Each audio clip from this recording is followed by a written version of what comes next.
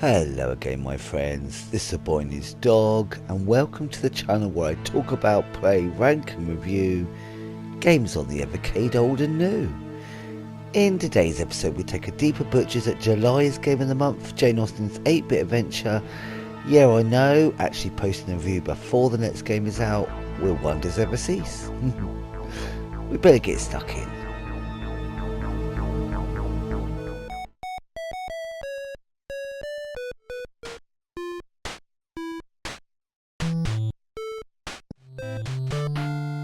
Jane Austen wakes up in a strange world. She makes her way to the library. There, the librarian Lucy informs her she's in an 8-bit game, where someone has stolen her books and torn out the pages.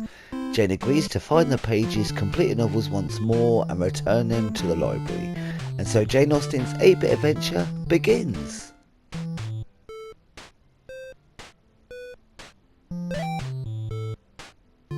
Jane Austen's 8-bit adventure is unsurprisingly an 8-bit solo platformer developed by Matthew Justice originally for the NES and released in 2023.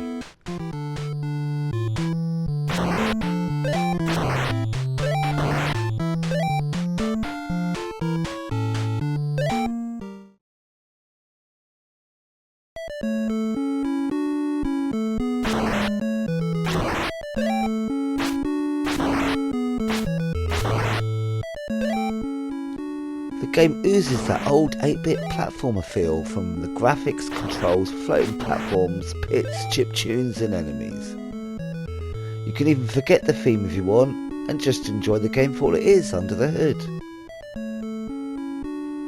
It's a simple and uncomplicated structure. There are 6 stages. In each stage you must collect 4 parts of a key item to unlock the door to the boss. Defeat the boss to win the stage and grab an upgrade on your way out to the next. Rinse and repeat.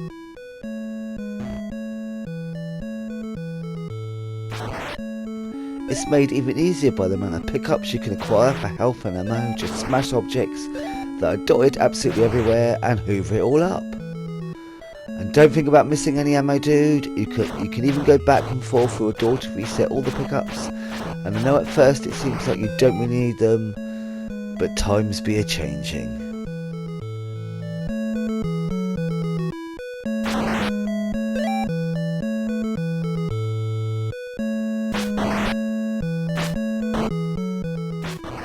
The first couple of stages are deceptively simple to navigate with easy spaced out enemies, but the stages get far larger to explore.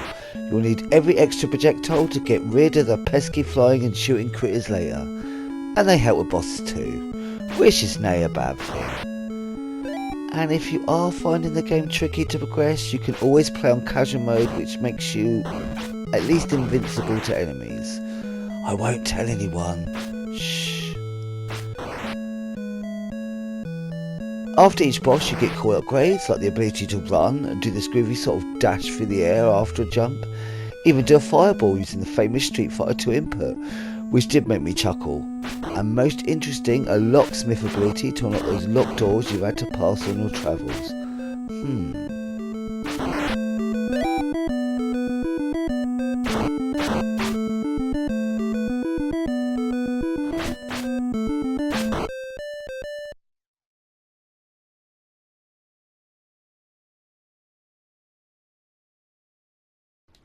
And all that I've already mentioned makes the game a fun nostalgic trip in itself. It just feels how it should and pretty much works how you think it should. But this platform has an interesting theme and it's all wrapped around that you probably wouldn't think anyone would try and make into a game. But they have. Yes, it's Jane Austen. Everything in the game has some kind of connection. Each stage is a book Jane Austen wrote, for example Sense and Sensibility and Mansfield Park, with platformer versions of locations from that story. But it's a bit of a stretch here given the 8-bit graphics and platformer side view. The 4 parts of the key item are 4 pages to said book, and the boss is a character from the book who's annoyed how they have been portrayed within it. Once the boss is defeated, the book is complete and you return to the library with completed book, ready to receive your upgrade and move on to completing the next. If the game isn't a challenge enough, you can work it up to dire mode, and it's basically one hit kill. So definitely a few reasons to return to this game once you first completed it.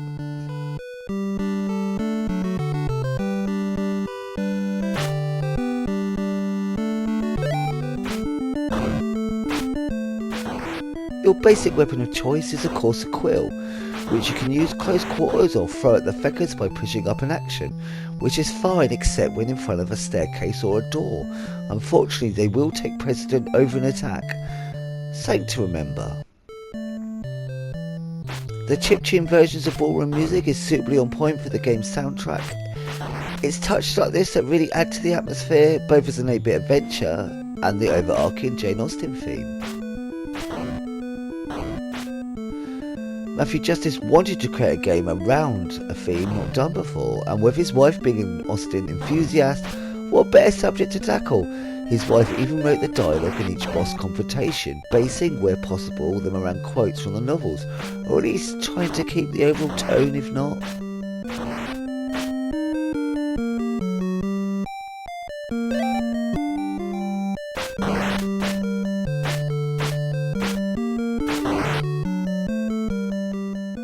In the end, I can't imagine there are a lot of Jane Austen fans who visit this channel, but a lot of you are 8-bit fans.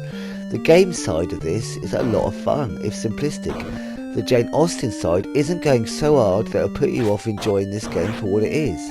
And you never know, it might make you pick up one of their books in the future.